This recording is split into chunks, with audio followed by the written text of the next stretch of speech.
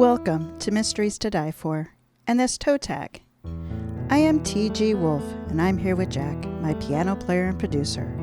This is normally a podcast where we combine storytelling with original music to put you at the heart of a mystery. But today is a bonus episode that, as you all know, we call a toe tag. It's the first chapter from a fresh release in the mystery, crime, or thriller genre. Today's featured release is One Dead, Two to Go by Elena Hartwell. All right, let's jump right into chapter 1. Call me Eddie's Shoes. Not a very feminine moniker, but it suits me. My father's name was Eduardo Zapata. In a fit of nostalgia, my mother, Chava, named me Edwina Zapata Schultz, even though at the time I was born she hadn't seen my father in 7 months. Edwina was a mouthful to saddle any child with, so at the ripe old age of 6, I announced that I would only answer to Eddie. I didn't have any nostalgia for the guy I'd never met, so Zapata just seemed like a name that no one ever spelled right the first time. Chava wasn't particularly maternal in any conventional sense, so not a lot of nostalgia for Schultz either. At 18, I legally changed my name to Eddie's Shoes. It said a lot about my sense of humor. Chava and I had come to an understanding. She stayed in my life as long as our contact was minimal and primarily over email. It was just enough to allay her guilt and not enough to make me crazy, so it worked for both of us. She'd always been down about my choice of career, but what did she expect from a girl who called herself Eddie's Shoes? If I hadn't become a private investigator, I probably would have been a bookie, so she should be a little more positive about the whole thing.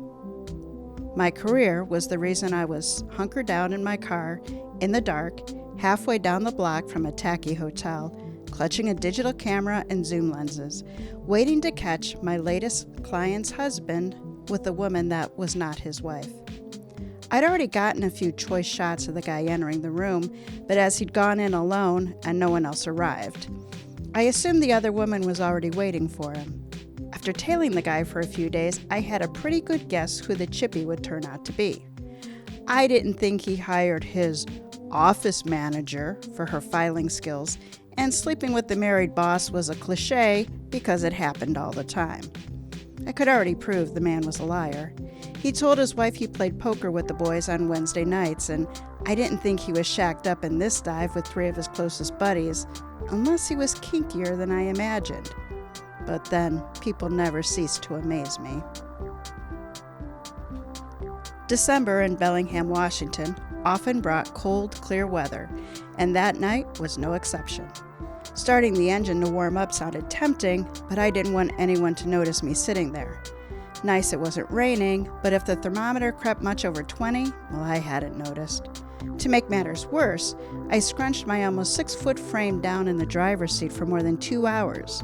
Even with the blanket wrapped around my shoulders, I was half frozen and desperately hoped my Mark didn't have more stamina than I pegged him for. All I wanted was to go home and go to bed. And at some point, I would need to pee.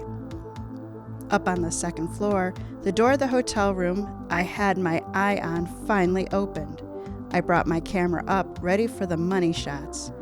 My earlier pics proved that the dirty white stucco on the side of the building bounced the pale glow from the minimal exterior lights enough for pictures to be clear without a flash.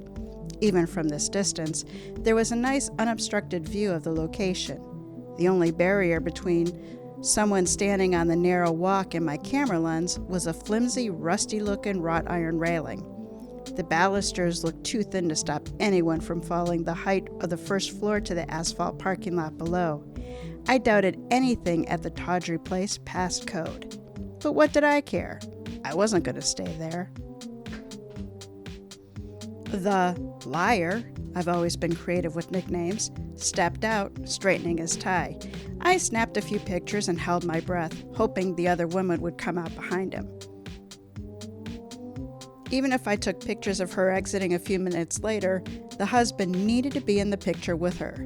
A surprisingly number of wives would argue with me about what actually took place in these various, if interchangeable, hotel rooms. For some reason, they would rather believe the info about their husband cheating was fake than admit he strayed. which confused me because I got paid either way.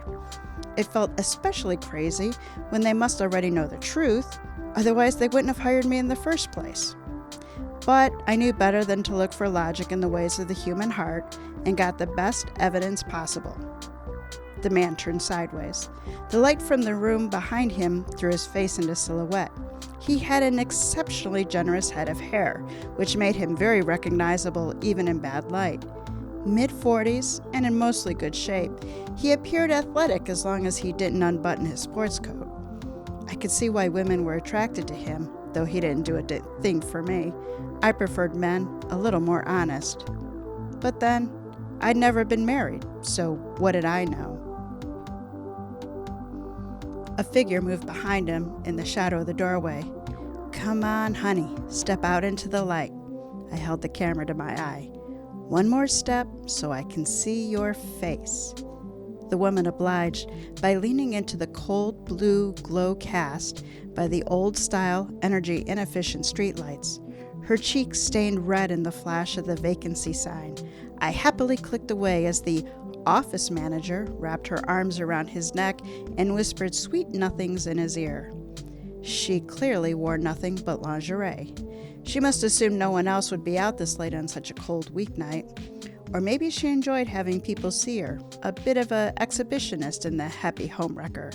Whatever the cause, she had him in the perfect spot for the best pictures. I loved it when guilty people made my job easy. My photos might not be art, but they were gold in my book. No way the wife would believe there was anything other than what it looked like. Several photos later, the husband extricated himself from the mistress, and she ducked back into the room and closed the door. He walked briskly toward a shiny red Chevy Camaro.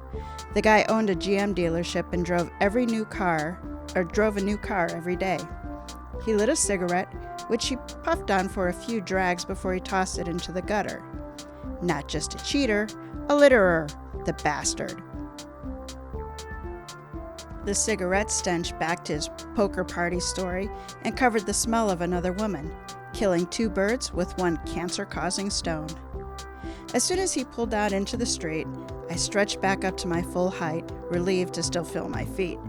I started up my ancient green Subaru Forester, cranked my heater, and headed for home, relieved I didn't have to wait around in the cold for the mistress to reappear. Whatever she did next wasn't my concern. Having the two of them in the pictures together convinced me my work was done.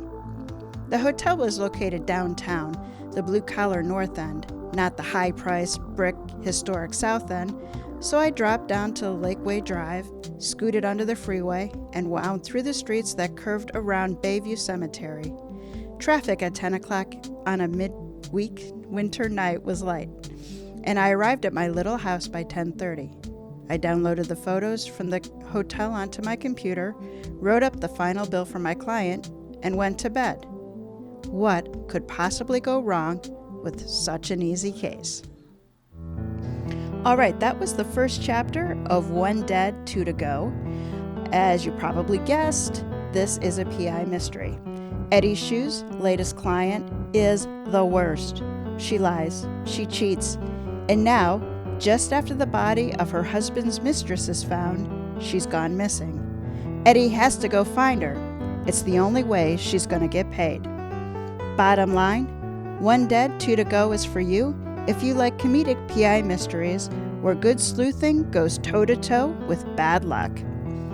All right, so what are the strengths of this story? The storytelling style is the first thing I noticed. It's fun, kind of free-form and fast-paced. It reminded me a lot of Janet Ivanovich's Stephanie Plum. Hartwell's Eddie Shu's is serious about her work, and she kind of has to be because she's managing a lot of chaos around her. Eddie Shu's, which I just love the name. I love corny, funny, punny names like that, and so, yeah, I'm an Eddie Shu's fan. Eddie Shu's was born Edwina Zapata Schultz, as you heard, and she's the daughter of a card shark and a mafioso. She's a woman who uses her brain to make a living as a PI, so she isn't a fighter. She isn't like the female version of Reacher. She's much more the intellectual type but she's super tenacious, and she's willing to go where good sense says, yeah, no, let's not. She was a well-developed character, and she was easy to like and easy to cheer for.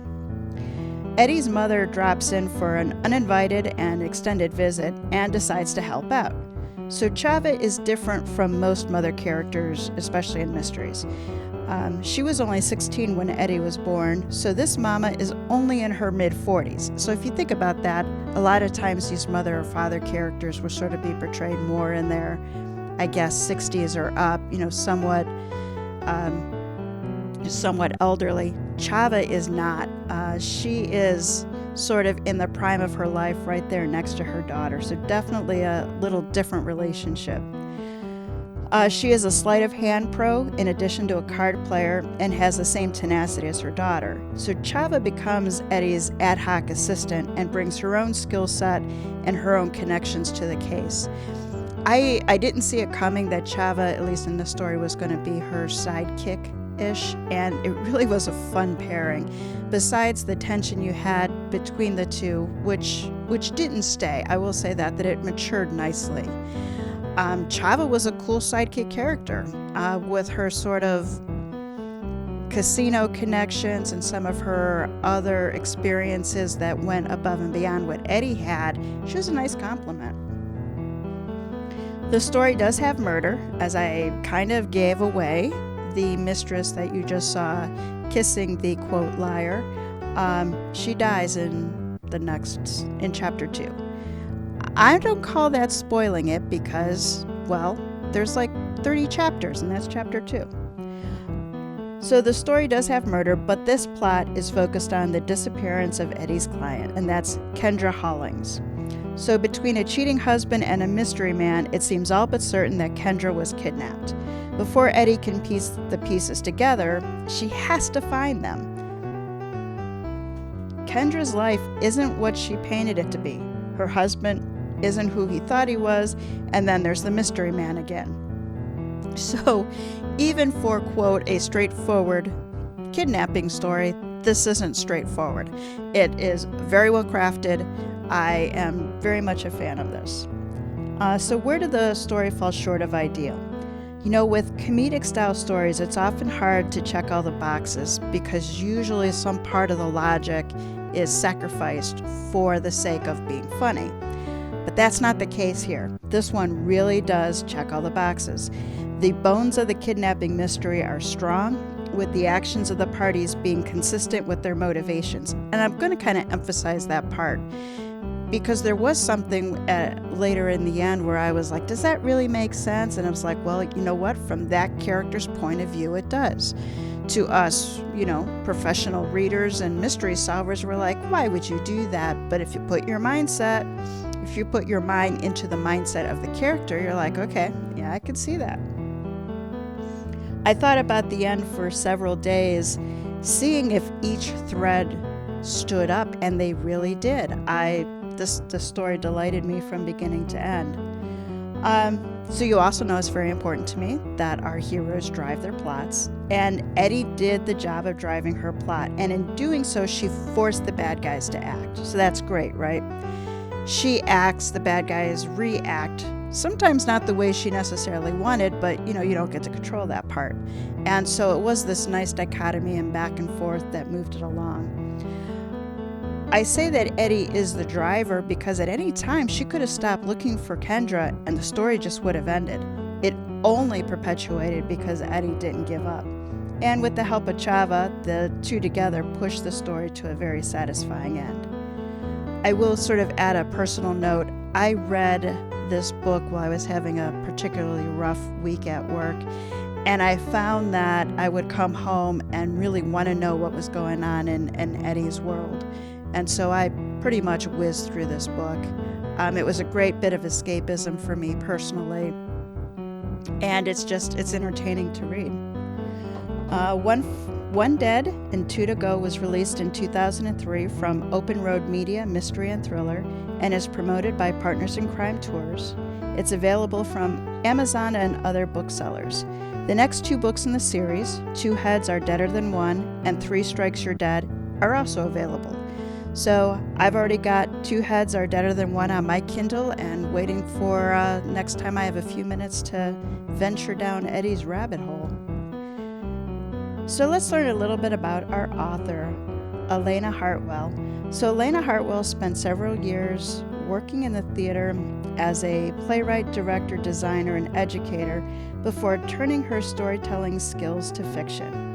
Elena is also a senior editor with Allegory Editing, a developmental editing house where she works one-on-one with writers to shape and polish manuscripts. Her favorite place to be is Paradise, the property she and her husband own outside of Spokane, Washington. Elena also has a couple other series of books out under a pen name, so make sure that you're looking for her both on her website and all over Amazon.